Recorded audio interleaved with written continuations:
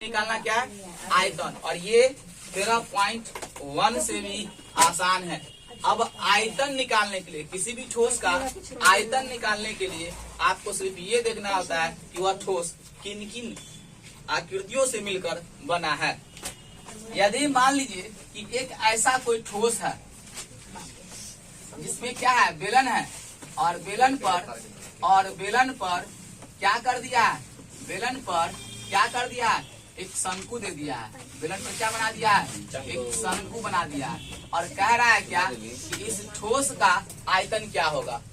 मान लीजिए कि दोनों तरफ शंकु बना दिया है, तो पूछ रहा है कि इसका आयतन क्या होगा।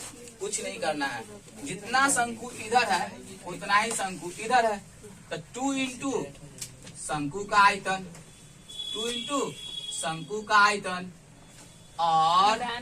और इसमें कौन सा आकृति आपको नजर आ रहा है उसको जोड़ दीजिए, प्लस क्या नजर आ रहा है, बेलन, तो बेलन का आयतन।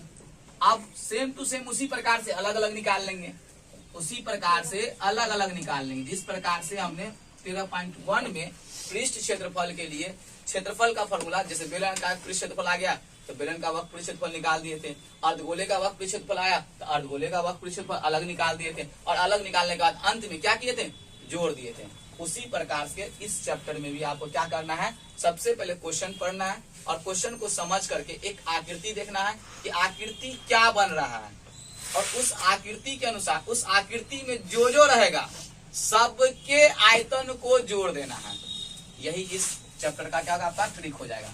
क्या आ जाएगा 13.2 का ट्रिक 13.2 के लिए ट्रिक क्या बनेगा बेटा, कि ठोस में जो जो आकृति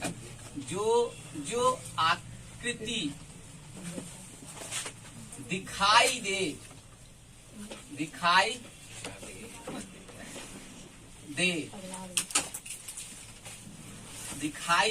दे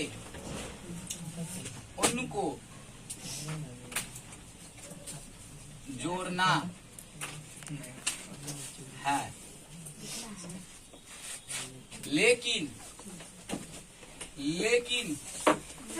कभी कभी प्रश्न में खोद कर निकालने की बात कह देता है। ऐसी स्थिति में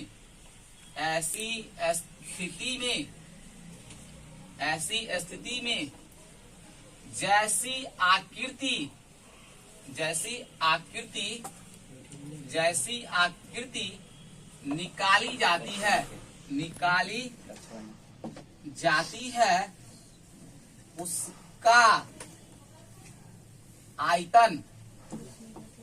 उसका आयतन घटा दे। यानी ठोस में जो जो आकृति दिखाई दे उनको जोड़ना है। क्या जोड़ना है, उनका आयतन। क्या जोड़ना है, उनका आयतन जोड़ना है। क्या जोड़ना है, आयतन जोड़ना है। और लेकिन कभी कभी क्या होता है बेटा, क्वेश्चन में देता है कि खोद के निकाला गया है, तो वहां पे क्या किया, जैसी आकृति तुमको खोद के निकाला जाएगा उसका आयतन को क्या कर देना होगा, लेस कर देना होगा।